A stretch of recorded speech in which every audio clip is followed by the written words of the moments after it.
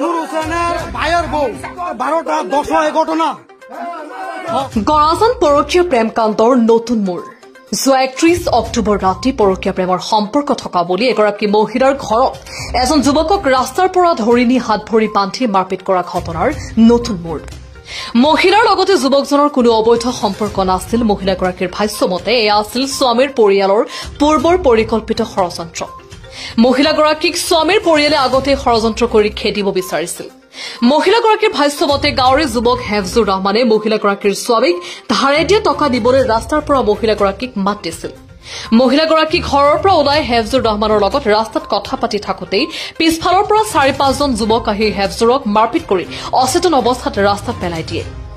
তাৰ পিছত মাৰপিটৰ ঘটনাৰ পৰা ৰক্ষা পাবলৈ মহিলাগৰাকীৰ স্বামীৰ পৰিয়ালে মহিলাগৰাকীৰ লগত হেফজুৰৰ লগত অবৈধ সম্পৰ্ক আছে বুলি মহিলাগৰাকীকো মাৰপিট কৰি হেফজুৰৰ লগতে মহিলাগৰাকীক ঘৰৰ ভিতৰত নি হাত ভৰি বান্ধি মহিলাগৰাকীক অৰ্ধলংঘ অৱস্থাত ভিডিঅ' বনাই অবৈধ সম্পৰ্ক আছে বুলি ছ'চিয়েল মিডিয়াত প্ৰচাৰ কৰাৰ অভিযোগ উত্থাপিত কৰিছে মহিলাগৰাকীয়ে ইতিমধ্যে ভুক্তভোগী মহিলাগৰাকীয়ে নগাঁও জিলা আৰক্ষী অধীক্ষকৰ কাৰ্যালয়ত মাৰপিট কৰা মিছা অপবাদ দি ভিডিঅ' বনোৱা আৰু ছ'চিয়েল মিডিয়াত ভাইৰেল কৰা ব্যক্তিসকলৰ বিৰুদ্ধে এক এজাহাৰ দাখিল কৰে কোন সঁচা কোন মিছা প্ৰকৃততে সেইদিনা কি ঘটনা হৈছিল সেয়া আৰক্ষীৰ তদন্তত নিশ্চয়কৈ পোহৰলৈ আহিব 11 বছর ধরে খুব আমরা গন্ধা গরজা মোর বিয়া হয়েছে আবু হোসেনের লগত মোর স্বামী কর্মস্থল হওয়াতে কেরালা থাকে যাও এই জুলমন করার টাকা লেনদেন করেছিল 15,000 টাকা লেনদেন করেছিল কিন্তু 5,000 টাকা লেনদেন হয়ে গেল আর 10,000 টাকা বাকি আছে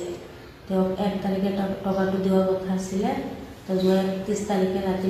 8:30টা রাস্তা কি হয়েছিল মোর হাজবেন্ডের নাম জানি মার দেওয়ার কারণে মোর ঘর করে বলে গেছিল বাইরে এই পুলিশে টাকা পয়সা কিবা কি দিব নাকি মই কৈছোঁ কিন্তু মই গম পোৱা নাই ফোন এটা মাৰিলে গম পাম সেই সময়তে মোৰ হাজবেণ্ডৰ ভাই ককাই 500 গোটেইকেইটা আহি পেলাই তেওঁক ৰাস্তাতে মাৰপিট বাহিৰে ৰডেৰে মাৰপিট কৰি মোকো লগতে মাৰপিট কৰি যেতিয়া মাৰপিট কৰি তেওঁ সময় কিমান আছিলে সময় আছিলে ৰাতি 8:30টা যতে তেওঁৰ একদম বেয়া অৱস্থা মাৰোঁতে তাৰপিছত সেই ঘটনাটো অন্য ৰূপ দিবৰ কাৰণে তেওঁক টানি চুচৰাই মোৰ ঘৰলৈ লৈ যায় মোৰ ঘৰত লৈ যাওঁতে মই সিহঁতৰ পাছত কবি হওঁতে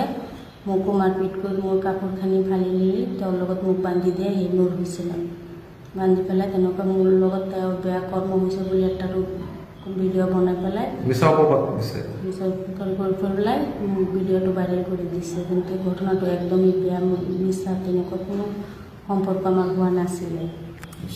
লগতে টকাৰ পুৰণা জিদকেইটা মিঠাবৰ কাৰণে মোৰ লগত হৈ গ'ল যেনেকৈ মোৰ দেউৰ হাজবেণ্ডৰ ভাই ককাই হাজবেণ্ডে মোক ইয়াৰ পৰা খেদিবৰ কাৰণে বহুত চেষ্টা কৰিছে 5-6বাৰ মই কেছো কৰিছোঁ সিহঁতে মানে গৰাজান কেইবাৰো এজাহাৰ দিছোঁ 3 মাহ মই আগৰ 3 মাহ মোৰ বাপেৰ ঘৰত আছিলোঁ তেনেকৈ ইয়াতে এগ্ৰিমেণ্ট কৰি মোক আনিছে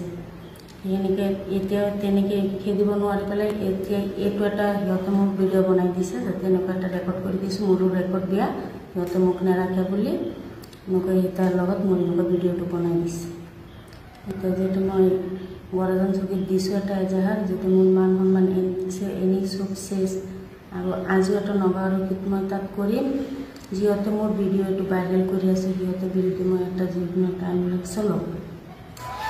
31 অক্টোবৰৰ দিনাখন ৰাতি ধৰি লওক 9টামান বজাত আমি ঘৰত নাথাকোঁ আমি আৰু এটা বাৰী আছে তাত থাকোঁ তাত ফোন কৰিছে যে হিফজুৰ ৰহমানক এই নূৰ হোসেন সিৰাজুল আৰু মুজাহিদুল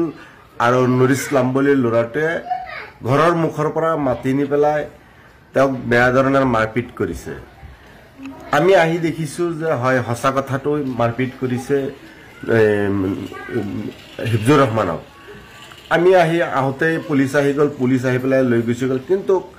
এই আবুল হোসেনৰ লগত